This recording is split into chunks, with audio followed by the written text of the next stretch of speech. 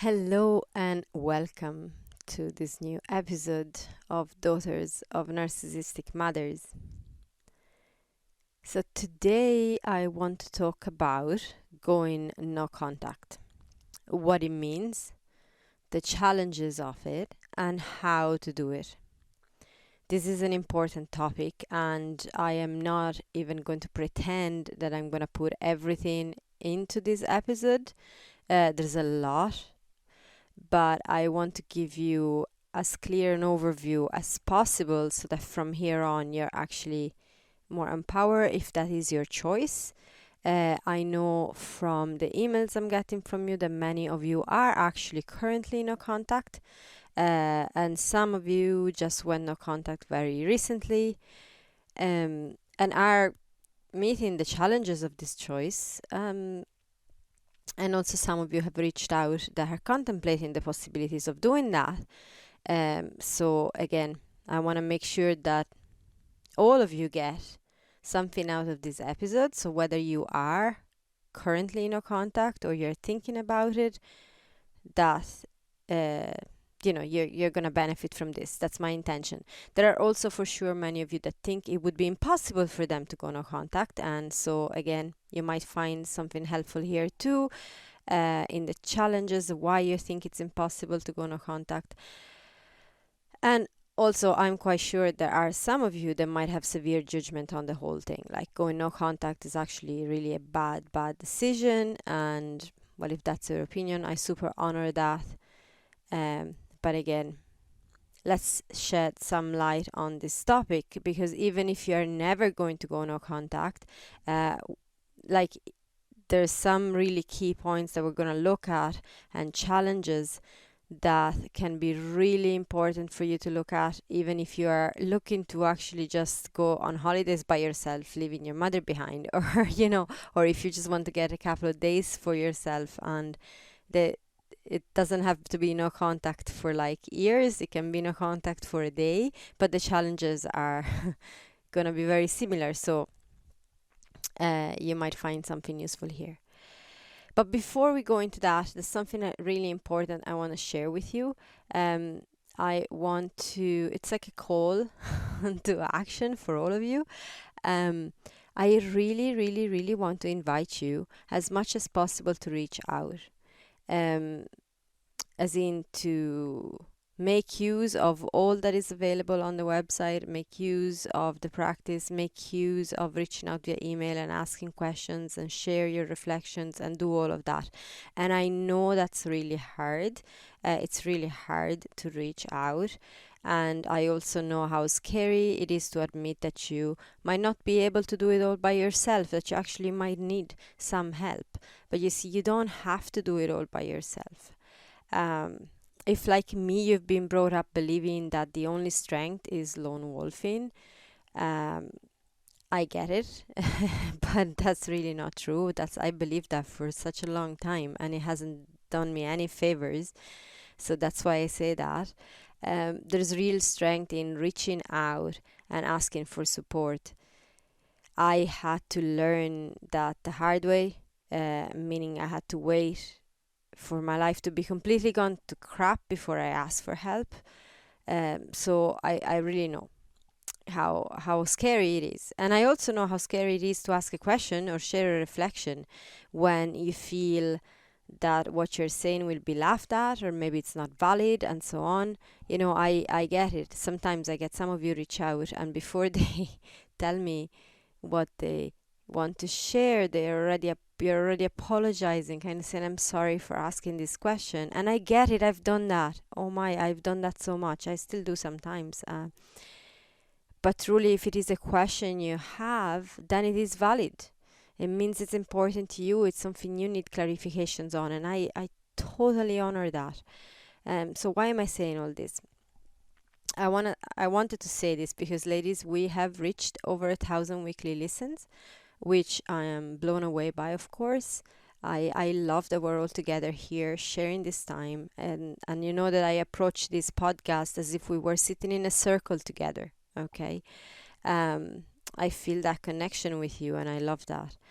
And but ultimately the listens really mean nothing to me at the same time if you do not reach out and use the resources available, because that's my intention. The intention behind this podcast is to support you and help you, and um, yeah, that's why there is an email address at the bottom of each episode, so you can ask and share with me directly. And also there's the free self-love guided practice that is available on the website, so you can go there and access that. And I am getting emails, and yes, many are actually taking on the guided practice, and I love that. But when I'm looking at the numbers, I know there's like a lot of you that aren't. And this is no judgment. It's really no judgment. I'm not saying that you're doing a bad thing. And maybe you're just getting all you need from the podcast, and that's enough. And that's wonderful too. What I'm saying, who I'm speaking to, are the people that, like me, just felt like you're not allowed to reach out because you're not deserving of support, or you should be able to do it all on your own. You're suffering and you're crying, but you're not able to, you don't feel like you can get that support. You don't feel like it's right to bother me with your questions or stuff like that. That's who I'm talking to. So um I I really care about you, and I have been in that position. I have felt like that so much. Felt like whoever I was listening to or looking at as a possible mentor and stuff would have laughed at me if they saw what I actually found challenging, like, and how silly all of that was. And please know that here. I really honor you, and when you reach out, I honor your questions, where you're at. It's all part of your experience, and because of that, it is sacred. And I also want to invite you to go at reclaiming yourself as if your life depended on it, because it does. I really speak from experience here again, it does. My life really depended on me doing something about it, and be courageous. I had to, because otherwise I would have lost everything. I would have lost my family. I would have, my family as in my daughters and my partner, and my health too. So it does depend on that. And you can't lone wolf it all the way. You really can't. You know that I never say that you can't do something, because ultimately, yes, you can. I mean, you can lone wolf it. You can do it all on your own, but you'll ever only get to kind of surviving and never truly thriving by going at it all on your own, because it's not, it's just too much. It's too much. We need support. We need support, and there's nothing wrong with that. Yeah. So reach out. um, okay, end of rant. Bottom line is, I love you. And that is whether you do reach out or I never hear from you. I love you. And my intention here is to give you the best tools to shine like the star you are. So whether you do reach out or you don't, my love doesn't change. This is just an invitation. So let's get back to the topic of today. As I've mentioned before in other episodes, I have gone no contact 2 years ago this month. And when I did, I didn't even know no contact was a thing. It just happened. My mother hung up on me, and then I want to just note the irony of it all here. I mean, she hung up on me.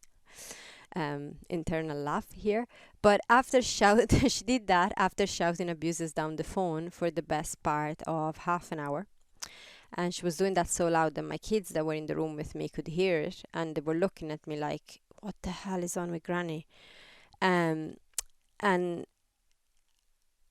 after the phone call ended, I said to myself, that's it. I'm not calling anymore.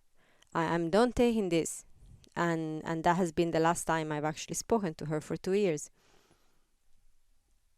Has this decision been challenging? Yes, very much so. Did I have to learn a lot along the way? You bet. Do I miss her? It's crazy to say that, but yes, and we're going to that. It's my life better, infinitely. And that is the key question, isn't it? My life is better.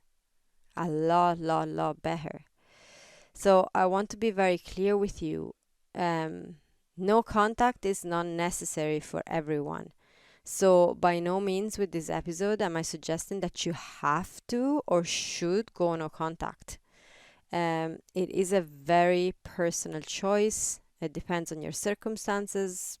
So, and between living completely at the behest of your narcissistic mother and going fully no contact, there's plenty in between.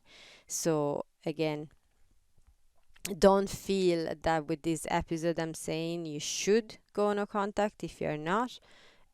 It's a personal choice and it's not necessary for everyone. So maybe you started setting boundaries and that worked for you. Maybe you moved a bit further away and that helped.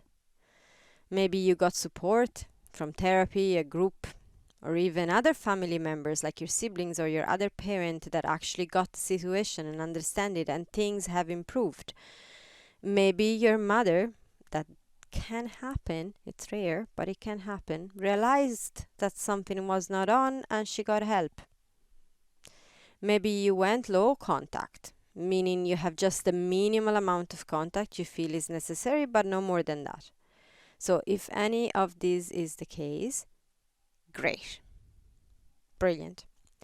But if you tried all this and still the situation is unbearable, still you receive regular emotional, psychological and or physical abuse, maybe it's worth considering the option of going no contact. What does no contact mean?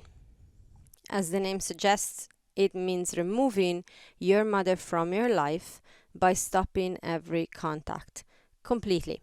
Like when you go no contact, there is no contact. We're not just ringing for Christmas and ringing for birthdays and maybe going visiting every now and again. No contact is no contact altogether.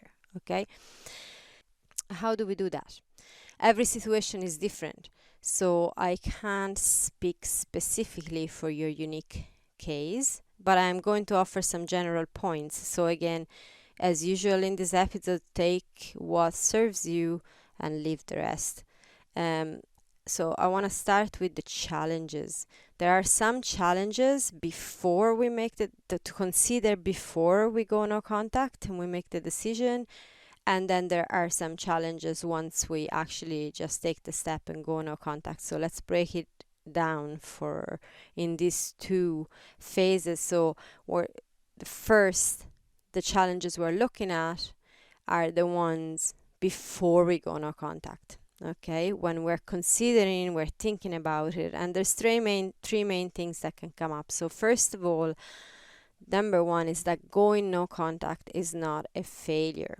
Okay, it's not a failure. You're not bad for choosing that. I know you've tried it all and it didn't work, but that's not your fault. It's not because you are bad that it didn't work. It's because this is something that involves more than one person and it's not in your control 100%. You can control your own response abilities, but you cannot control the responsibilities of the other person, and there's nothing you can do there. So you can try and try and try so many different things, and that might not work. That does not mean you failed. That's really, really key. Okay, so that can be a challenge, feeling like it's a failure on our behalf. Okay, a failure on your behalf as a daughter, that you have to end up going no contact. That's not a failure. It's a choice, and it's actually quite an empowering choice when it's necessary to do so. And also is not a selfish act. Okay, that's really important too, in the negative sense of the term selfish. It is an act of self-love actually, and prioritizing yourself that is essential for you in the moment. Okay, so if that we want to consider that selfish, that's okay, but that is because it is, you're putting yourself first, but it's a good selfish. It's a selfish that is important for you. Okay, so you've clearly tried it all, and now it's time to go next level because what you've tried up until now hasn't worked. So that's the first point. Then second point, you might feel like sharing this idea with others. You think that that's what you want to do, and so you want to talk about it with friends and family members maybe. And two things can happen here. One, they might really judge you for this, because it is frowned upon to cut off with parents. So you share looking for support, and what you're getting is severe judgment. And also, if they're not being very judgmental, they might be offering you well-meaning ill advices, sort of like, it's your mother, you should really sort things out and stuff like that, because they don't know what it is that you're going through. Okay, they're not experiencing what you're experiencing. So it's really important to remember that, and it's really important to choose who you speak about this very, very carefully, making sure they have the tools to be prepared to support you, making sure they're people that understand the challenges that you've been facing and the trauma you carry with you and the abuses that you are getting from your mother, and they understand all of that. Okay. Number three, you might feel like you want your mother to understand why you're doing this. Okay, you might feel like you want to tell her and explain her before you go no contact. Um, I want to be really, really, really sort of clear. She will not understand it. Okay, like there's no way she will understand it. If you are in a situation that you are considering going no contact, then chances are your mother is in a place where she really can't see your perspective one bit whatsoever. Okay, so she won't get it. So maybe you want to tell her that this is happening before it happens, and that is your choice. If that's the case, approach it like a boundary setting. Again, there's the episode One Key Secret to Successful Boundary Setting. You can go listen to that. That's always a wonderful episode to listen again and again and again. It's at the base of so much. But remember that the whole point of boundary setting is you don't need to explain or justify. You're just telling. You simply tell. Okay, so this is what's going to happen, full stop. There's no need to explain, no need to justify. So, three things here. Going no contact is not a failure on your part, nor is an act of being selfish. It's just prioritizing yourself. Choose who you're talking to about this, and if you decide that you want to tell your mother, it's a boundary that you're setting, no explaining, no justifying. So these three things before you even decide to go, before you go no contact. So what's next? When you go no contact, a few things might happen, and being aware of it is a big part of being prepared. So one thing to be really conscious about is that what can your mother do when you go no contact? What can her reaction be to you going no contact? There are a few ways she can go about this. Okay, she can start love bombing you and be like the best mother on the planet, or she can escalate her usual tactics, whichever they are. You know what they are. She can go raging and getting aggressive, whether that's verbally, whichever way she usually gets aggressive, but that's going to escalate. Triangulation can happen, which means when she plays two parts against each other, so she can play someone against you and have you back in the loop because of that. She can use flying monkeys. At this point, I've mentioned flying monkeys a few times. Flying monkeys are people that she uses to get you. So she sends them to you with a message to relay from her, which is usually abusive. Okay.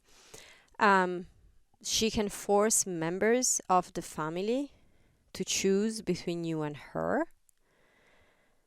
So you might end up losing some family members to that. She can seek you out on social media with excessive checking, like stalking sort of style. Or another way that she can react, she can collapse and find her supply somewhere else, which seems like you're off the hook, but you're not, because that can get back to you too. And we'll see how that can go. So that's the first thing to consider. The first challenge to consider is that your mother will react to you going no contact, and there's different ways she can do that. And probably there's even more than what I've said here, but these are the main ways. Then, number 2, you might end up, as we said already, you might end up losing other family members in the process. And this can happen either because they really don't get your decision and disagree, they have their own judgment and opinions, or because of your mother's pressure on them to pick a side, and they pick your mother's side, which can happen. So that's something to be aware of. That can happen. And in my experience, there's very little you can do about it. If someone decides to go on that side, it means they're really not seeing you, they really don't understand what you're going through. There's very little you can do to change their mind. Number 3, social pressure. Many will judge your decision, and that's just a fact. Cutting out a parent or both from your life is frowned upon by people who have not lived through a similar kind of abuse, and those who are maybe experiencing it but refuse to admit it, which there's plenty out there. I've met a lot of people like that I can see from the outside, whoa, your mother is wow. but there's really no awareness of that, and they don't want to see it, and that's okay. That's their life and their experience. But because they're going through that, they will judge. And so that can be hard, because this can be friends, people that have been friends with you for years, and now all of a sudden these friendships are falling apart because they really don't see you and where you're coming from, and they have severe judgments. So that can be tough. That is quite a challenge. And then these are challenges like from the outside, but there's also challenges that are internal, like the next 3 points. So number 4, your own guilt. Okay, so very often you will feel guilty about your decision. We have been trained to feel guilty since childhood, as guilt tripping is one of the tools a narcissistic mother uses for control. Okay, so it is a pattern that is alive within us, and dealing with it can for sure be challenging. So to the point that it might make you go back on your decision, even against all the evidence that your life is so much better now. I feel that sometimes, like my life, it is so much better, for so many reasons and in so many ways, and yet that guilt does come up, especially when I'm hearing from other people that are in contact with my mother how her life is not going so well for certain reasons. There is a guilt that can come up. So there's that to deal with, and that's where the support, that's where the place where you can speak about it freely, and you can express this, and you can feel those emotions, and witness what's going on, be witnessed by others that understand. It's really important. Number 5, empathy. Narcissists very often, usually, nearly always, prey on empaths. That's the dynamic. You have a narcissistic person and a really sensitive person, and that's perfect prey. So chances are you're a very sensitive soul, and you do not want to hurt anyone. You don't want to hurt your mother or no one else in that process either. And you might feel you're being selfish in your decision, and you are hurting your mother or other people in the process. And here is where we talk about, that point, your mother can collapse and find her supply somewhere else. That's how that can get you back in the loop. If your mother starts filling her tank at the expense of someone else, and you know that, you're witnessing that happening, that can cause you to feel bad about it and go back on your decision. In my case, that has happened to me. The next in line is my little sister, and it's really been difficult for me to stand aside and watch that happen, because that dynamic has happened. My mother was always ringing me and doing all the abusive stuff with me. She has been abusive with my sister too, but I've always stepped in the middle. I've always been the shield. I was like, take it all on me. There's been times where I've said it to my mother, like properly said it, wrote it in letters. I don't care what you do to me, just leave my sister out of this. So I've been doing that since I was very young. So to step aside and see how the dynamic has shifted is really, really, really difficult. And yet, empowering for my sister. I'm seeing shifts. I'm seeing changes um, that I wasn't looking for. That was not what I intended. It's not like my choices are about me and I can't choose for others. But I'm just saying that sometimes if we just deal with our own emotional reactions and let others make their own decisions, you might be surprised as to how powerful they can be, and they are. Okay, so just saying that it wanted to come out. Okay, so next point, the feeling of loneliness. That's another challenge. There is a loneliness that follows such decision. And why is that? Well, that can be for many reasons. One being you could be losing friends, you could be losing family members. Uh, some people will not understand you, so you'll have to reconsider the tribe you have. You might need to find a new tribe, one that actually really gets you. And it is out there, it exists, but it's a process to get to it. So in the meantime, loneliness is a thing. And then also there's another reason why we end up feeling so lonely. The relationship between a narcissistic mother and her daughter is one where there's no separation of identity. You're completely enmeshed together. So once you remove your mother from the picture, loneliness might hit you hard. It's like you've lost a part of you. You haven't. You're actually finding yourself in the process, but the feeling is like you've lost a part of you for a while, at the very least. And I've been there, and I still get that in waves.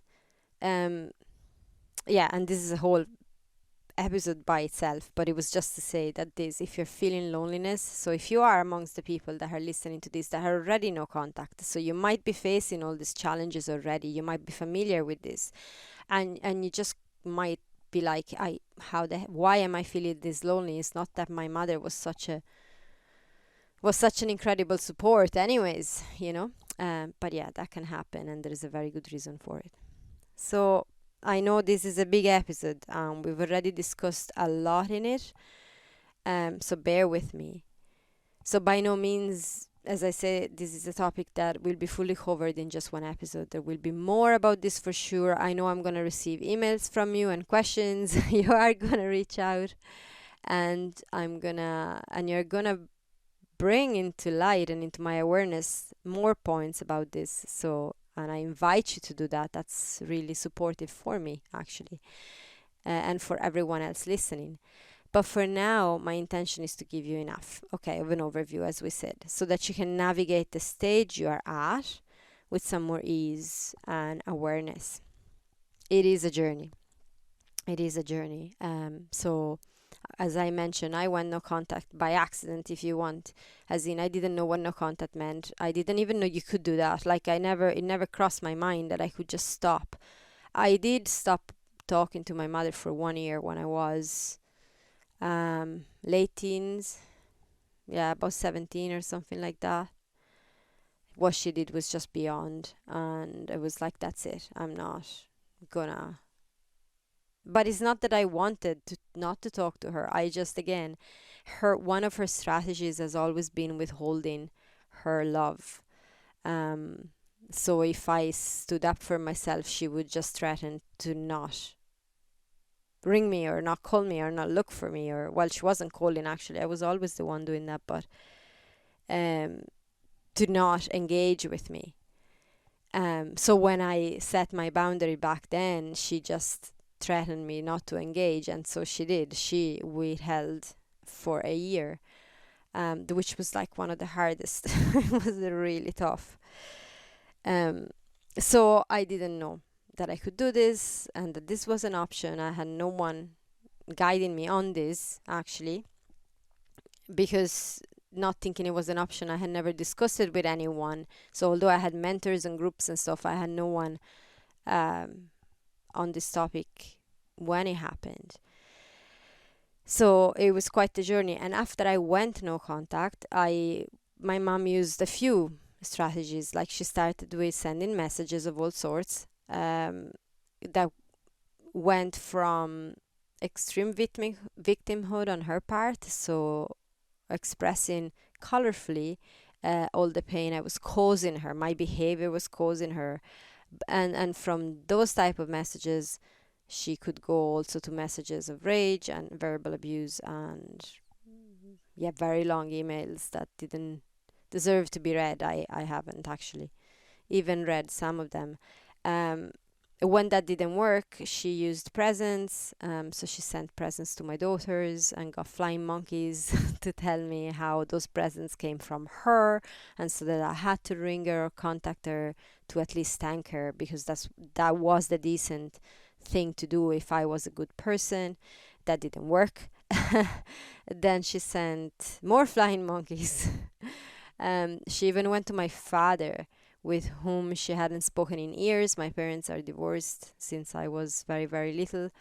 And using the excuse that she was also worried about me. And to anyone she was talking to, she was retelling the story of our last phone call, making me the villain, saying that I hung up on her and I did this and did that and whatever. So this all went on. And there's much more than that, like again, the judgment of other people. I started speaking freely about it, actually, with friends, because it was like, there's no point in pretending. So I'm gonna say, like, I've been no contact for this amount of time. And like some friends have understood, really, but some haven't. So I have experienced judgment and weird looks and quick change of topic of conversation and stuff like that. But 2 years in, I'm getting less and less of all this. So the guilt can still be there, with the loneliness at times, and the second guessing my decision can come up too. But for the first time in my life, I feel more and more myself. Those pieces that I felt like they were falling apart and that I lost in the process were pieces that weren't really mine. That's a false identity that I had created in order to survive all of this. And now I am building the real one. Okay, so why am I sharing all of this with you is just because what's happening to you, if you are no contact, maybe if you just started on this journey, like I know someone reached out recently that had properly was just they were like 2 weeks in being no contact, and they were finding it quite challenging. So it's challenges will present themselves. They are there. You're not the only one feeling all of that. I can guarantee you, I've been through it, and as me, a lot of other women have been through it and are currently through it. But the choice is this. Has really supported me. How much do you want them in your life, or how much do you want you in your life? Okay, that's like the question to ask. And by them, I mean your mother and all the people that are going to judge you and all the people that you might lose in the process. So do you want them in your life, or do you want you? Because it is an exclusive choice. Very often you can't have both. Because in order to keep them in your life, you need to keep up with the false identity. You need to keep up with taking all the abuse that is coming your way and suffering a lot. So do you want them, or do you want you? Which is it? That truly helped me. It still helps me in the worst moments of it. That's a question I ask myself. It's like, which is it? And it's for how much I would like my mother in my life, ultimately, what I like in my life is an idea of a mother, because my mother never was a mother anyways, and she never will be. So I know now how it feels to have me in my life, and I want more of that. I wouldn't change it for anything. So, yeah, I just wanted to share that with you, because I know how important it is to hear that you are not the only one going through that. It has helped me massively in the past. So, now let's talk about how we go no contact. Okay, what can we do? What's the best way to do it? As I said, I didn't have this when I did. It would have helped me massively if I did have this. So that's why I want to share this with you. So, a few points here on how to go no contact. First of all, preparing is a good idea. So if you're consciously considering going no contact, preparing, as in knowing what to expect, becoming aware of the challenges and reactions and so on, that's really important. And you're listening to this episode, so that's a good start. That's what you're doing. If you are listening to this episode and you're thinking of going no contact, you are preparing. And if you are listening to this episode and you're already no contact, that's super helpful anyways, because you're gonna get a lot of good out of it. But I also want to say that if you, like me, went no contact following the impulse of the moment because your tolerance level were maxed, and you haven't prepared, no panic. I mean, you can still do it. You can still, I mean, I'm 2 years in and I have no plans of going back on my decision, so it can be done even without the preparation. Um, which leads me to point number 2, get support. So whether it's before, after, or during, getting support in a group or one-on-one is truly key. That is the one thing that I'm gonna say, it's so key. It will not only give you a better chance to stick with your decision of going no contact through tough times, but also it will give you a place to speak to your experience, what you're feeling, what's coming live for you, free from judgments, free from editing what you want to say because you don't know how people are going to react. It's going to make you feel way less alone, helping that feeling of loneliness that we mentioned earlier. So support, very important. Number 3, be prepared to block your mother from all social media platform and emails. That's important. I have waited way too long to do that. My first year and a half of no contact, I have kept my mother on all social media platform. I wasn't engaging with her, as in I wasn't commenting or doing things like that, and I wasn't replying to her comments and such, but I felt like I had to keep her there because it would look bad if I just cut her from those things. Not good, really not good, because she can reach you, and when she does reach you, it's going to be like with jabs and abuses, and as we said, she can escalate her techniques, the way she goes at things, and she definitely did. So that's important. If you decide to go no contact, you need to block her. She won't know you've blocked her, so don't worry about that, but you really need to do that. Which also includes exiting common groups, such as family groups and things like that. I know that sounds really harsh and difficult to do. If you're in a family group, we've had to do that. And yeah, it's key. It's really important. It's going to make things a lot harder if you don't do that. Number 4, be prepared to set boundaries. This will apply so many cases, but when in conversation, people will offer their well-intentioned ill advices, such as, she's your mother, you should move past all of it and call. Or one of my all-time favorites in my family, be the most mature and make the first step. And I'm like, I can take it when they tell me I'm not the most mature. At this point, I can definitely take it. yeah, so you can say to this, when this happens, you can say, um I'm not going to have this conversation with you. My relationship with my mother is not up for discussion here. It's not a topic I want to talk about. Sentences like that without explaining or justifying. That's the fundamental rule about successful boundary setting. Do not justify or explain. So I'm not having this conversation right now, and move on a different topic. Be prepared for that. That's important. And you're gonna have to set boundaries pretty much all the time. So there's gonna be so many cases where you have to. Even blocking your mother and exiting groups, family groups especially, will require setting boundaries, because other family members are gonna wonder why you exited the group. They're gonna question. And so boundaries, boundaries, boundaries. You do not have to explain or justify what you're doing. You are just choosing yourself. And that is all that matters. You don't need to explain. Number 5, release any expectations that your mother will understand or even change as a result of your decision. If by whatever miracle that happens, great. But high chances it won't, as I said earlier. By high chances it won't. So expecting that, it's only a way of torturing yourself.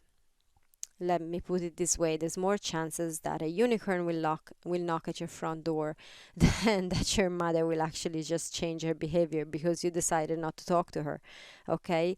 If you are, as I mentioned, if you are at the point that you need to go no contact in order to regain yourself, your life, your identity, and your mother really just hasn't seen the amount of pain she's caused, she's not going to change just because you go no contact. So expecting that, going no contact with the goal of causing a reaction in your mother that will make her change, that's not very helpful. I definitely don't advise that. Point number 6, be prepared to deal with the guilt you might feel and also the fear of turning into a selfish person. Especially if you've seen your mother, like my mom, just withholding her affection and just like I have had my mother going no contact in a way with me. So that you might feel like you're turning into a person like her. That's not the case. There's a whole different awareness behind it, and your choice is a completely different one. So there are 2 aspects to this point. Okay, one is that I really know those emotions feel rotten. Okay, when you're feeling guilt, regret, longing, grief, I truly get it. That's just not nice. Okay, but those emotions you feel are child's play compared to the abuse you have to take, the price you have to pay to keep in contact with your mother. So it's really important that you realize that it is indeed the less of 2 evils kind of case. And if selfish is what is needed right now, so be it. You are allowed to be selfish, you are allowed to prioritize yourself. And I know this sounds a little bit hard, but it is important to have that approach too. Like sometimes when you are feeling all those really difficult challenging emotions, kind of go, well, that is just the price I have to pay to have myself in my life again and stop this cycle of pain. Okay, the other aspect to it, the one that feels much softer too, is that the further and deeper you go along your healing journey with the right support, the more you gain your identity and feel grounded in it, the less those guilt and fear and regret patterns will show up within you. There will be a shift, I promise. So you kind of want to, it's like 2 phases of it. You're going to feel all of those emotions, and at the beginning you got to just keep going and push through them if you want to stick with your decision. And as you do that, you're going to keep going with your healing, you're going to get the support you need, and with that, those waves are going to become less and less, and it's going to become much, much easier. 7, remind yourself of the reasons of your decision. That's really important because memory fades and we tend to remember what we want more than what was real. Okay? So I can't tell you how to do it because this is a very personal choice. Some I've listened to some advising to write a list of reasons, or even a list of all the bad things your mother did to you that made you suffer, so that you can read it in moments of doubt. For me personally, this would not work, as in, I really don't want to revisit the things my mother did to me. That way, reading a list, that feels like I'd be very alone doing that, and there'd be a lot of pain that would come up. I haven't done that. I have kept some photos that are linked to memories that I know, from those photos I can remember things she's done. So I kind of know they can be triggers. I don't really look at them actually, but I know they're there.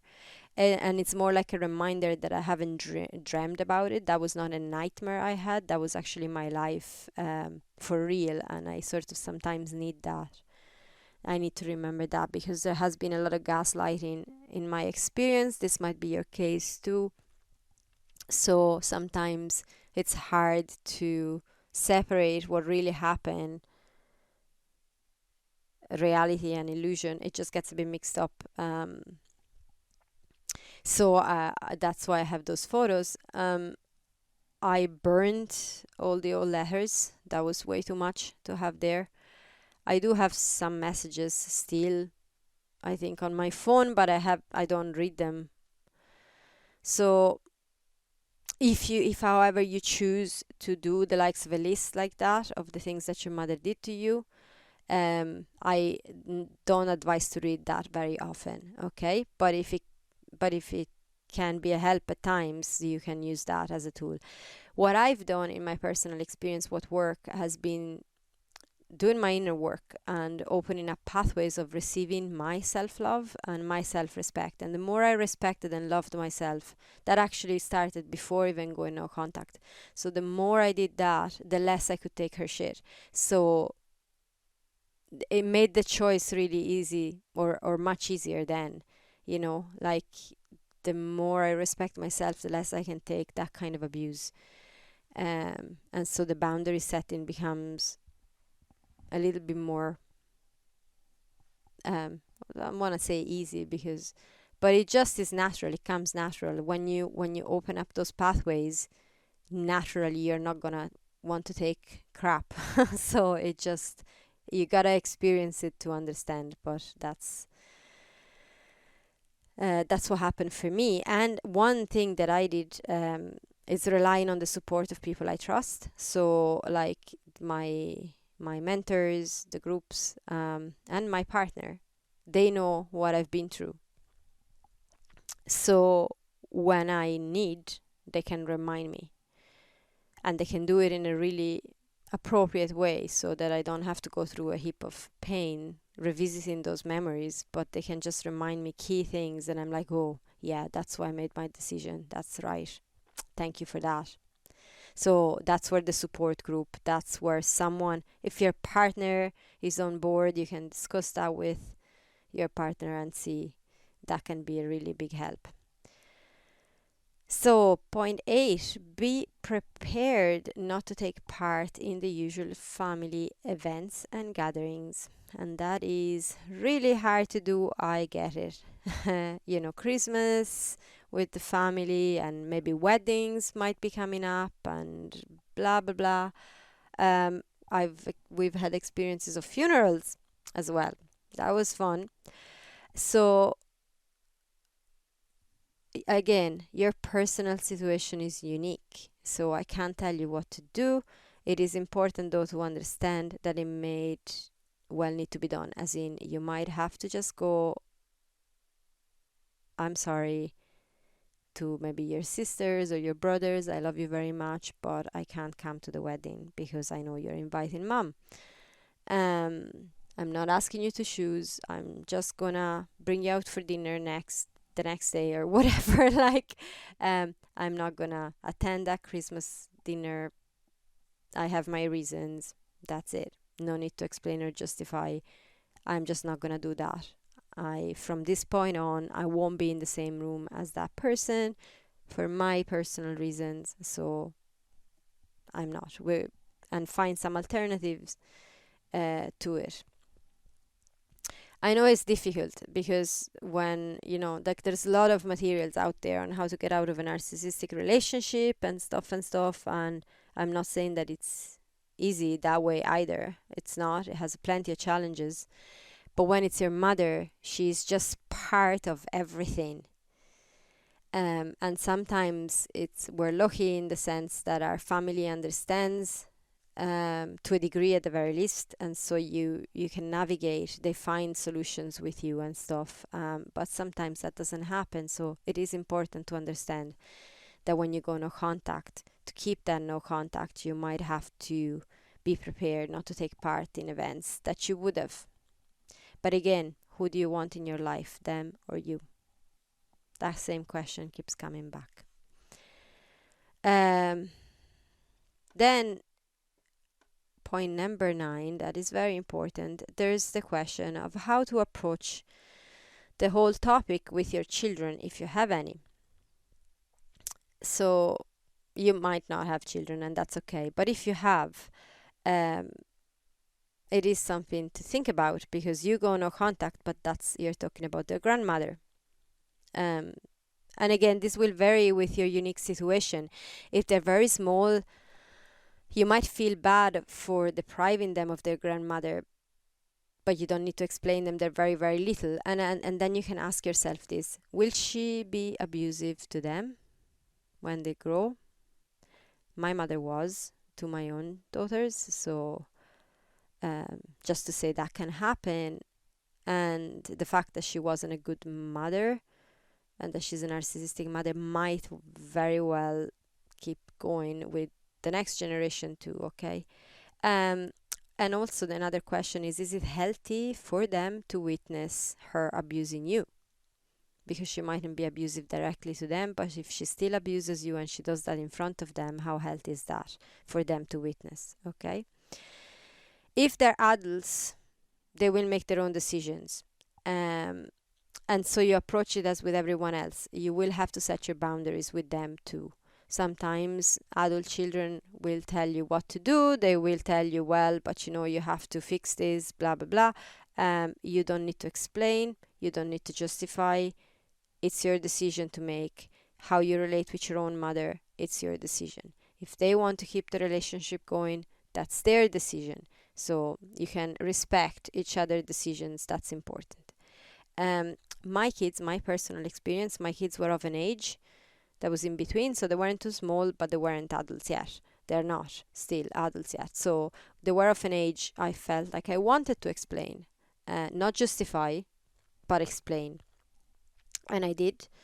And so far, and I explained with full honesty and without ill speaking. Okay, so I haven't spoken bad about my mother. I've just relayed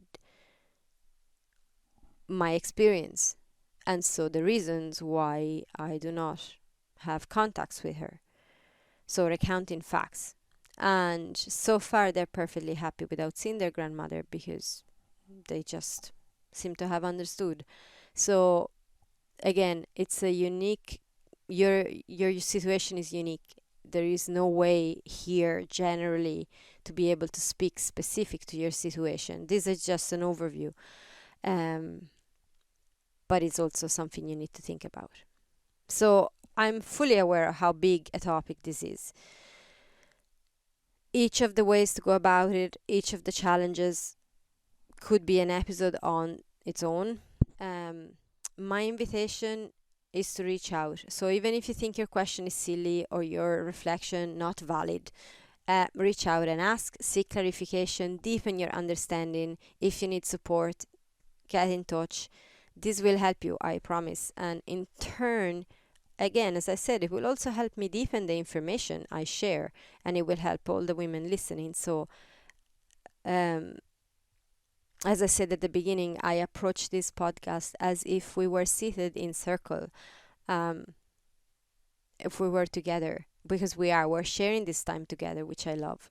So that's what will happen in a circle. Okay, you would share with me, you would speak, you would ask your questions, um, and so let's do that, because otherwise it's just me doing a big long monologue.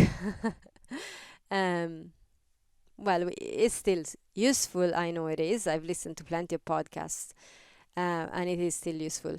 But it can go deeper than that, and that's my wish. That's my intention. So, as always, I'm grateful for the work you're willing to do, for your courage, for showing up as you are, and for the time you share with me in this space together. I really honor you and bow to you. And I want to remind you that in the description of this episode, you will find all the links. So you'll find the links to get in contact with me and also to access the free self love practice, as well as all the women's circles. And also, I want to say that from next week, I think, yeah, it's going to be this episode. From next week, I will more than likely reopen spaces, a few spaces, for another wave of the one on one 10 weeks program, Inner Transformation Healing Mother Wounds. So that's a one-on-one program with me. There's only a few spaces. I only open it in waves of a few spaces so that I'm sure that I can give it my full attention and I can support the people that sign up fully. So yeah, it's probably gonna open next week. I will say it in the next episode as well. If you're subscribed to the mailing list, you will receive an email notifying you of this. And it's only going to be open for a few days so that you can register and then start with the wave. Okay, so with that said, I'm going to leave you and send you lots of love. Bye for now.